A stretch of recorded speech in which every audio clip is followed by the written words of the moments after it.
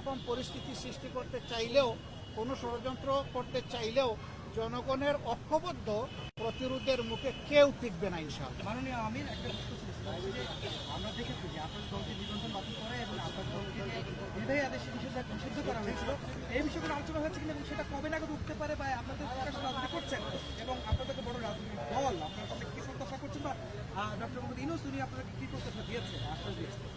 আসলে দেখেন, আমরা এখানে দলীয় দাবি দাওয়া নিয়ে আসি, আমরা এসেছি জাতীয় স্বার্থের বিষয়টা আলোচনা করি।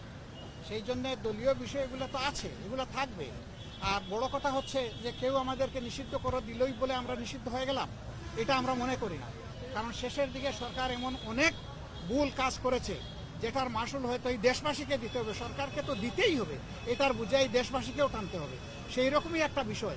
আন্দোলন যখন তুঙ্গে, তখন আন্দোলনকে ডাইভার্ট করার জন্য জামাতে ইসলামীকে হঠাৎ করে নিষিদ্ধ ঘোষণা করে দেওয়া হলো।